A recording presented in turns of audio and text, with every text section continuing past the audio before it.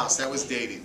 Okay, maybe they let them walk together in a courtyard. I mean, these are big houses like mansions, so they might let them walk together. These are walled fortresses. So the house was like a mansion with its own security system, with little gardens and whatnot inside. So they might have let them hang out in the house together, and maybe have a little privacy, but certainly not date anything what we would consider dating today.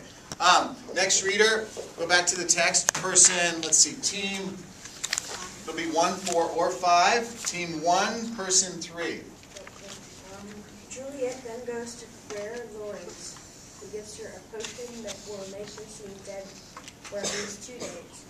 She takes the potion and drinks it that night. The next morning, the day Juliet is supposed to marry Paris, her nurse finds her dead in bed.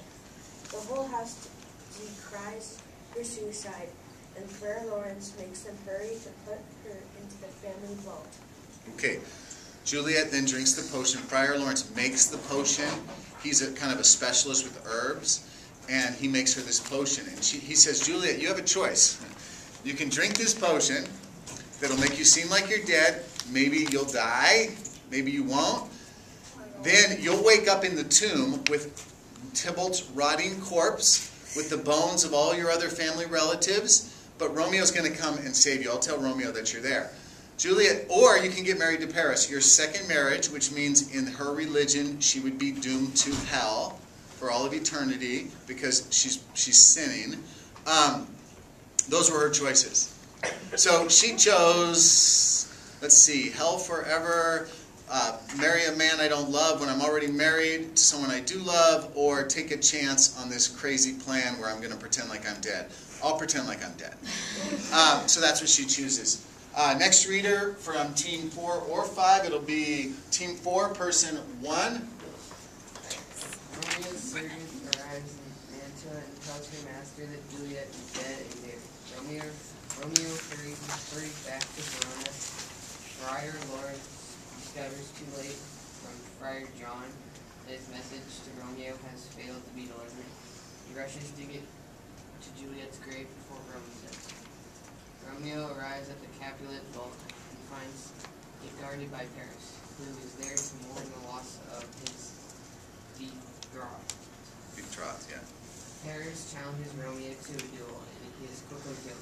Romeo then carries Paris into the grave and takes his body down. Seeing Juliet dead within the tomb, Romeo drinks some poison he has purchased and he dies. Okay, so you have to envision this. You have to envision the scene here. Remember in the prologue how many repeating elements? We circled the repeating elements that have to do with anger and violence. And remember the central imagery of the grave with their death, bury their parents' strife. So in the end of the play, not figuratively, but literally, Juliet's laying there as if dead. Tybalt is laying there dead. Paris is laying there dead. And they're in a tomb with all of the ancestors, all of the dead family members in shrouds or bones lying about. That's where the play ends. Just imagine that. So, is this a love story? It would be hard-pressed. Do you believe, and this is an important question, so listen please, I want to see your focus. Do you believe that two people could meet one night at one party and truly be in love? Yes. No. Do you believe that's true? Yes, it could happen. So that's a question. Now, do you? Okay, so let's take that a step further. So let's do that. Raise your hand if you believe that can happen. Love at first sight. It's just real. Wow, this is beautiful. Okay, hands down. Now, I'm going to ask the girls this question, and then I'll ask the guys the same question, and we'll see if there's a difference. Girls, what if that same guy that you met at the party, let's say it's you met at the party that fell in love with you, had that morning been totally depressed because he thought he was in love with someone else? Would you trust him? No. No. Girls, raise your hand if you would not trust that man, that boy.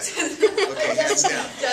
Boys, so men, boys, teen people, pre-teens, whatever you want to call yourself. Teens. Teens, early teens. Tweens. If you believed, if there were, and let's just reverse it straight away.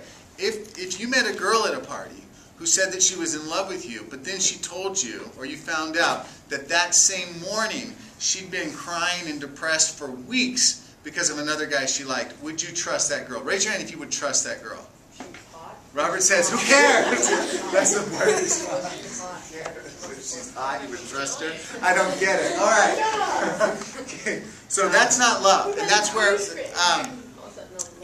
that's not love. Okay, so last reader, team 5, person 2. Friar Lawrence arrives just as Juliet wakes up within the bloody vault. He tries to get her to come out, but when she sees Romeo dead beside her, Juliet takes his dagger and kills herself with it. The rest of the town starts to arrive, including Capulet and Montague.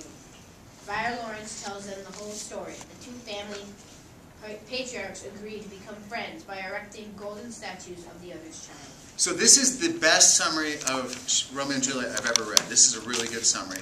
It doesn't give you the backstory of like Lady Capulet's conflict with her husband, or Romeo's being kind of a mama's boy who's depressed and needs mental health treatment.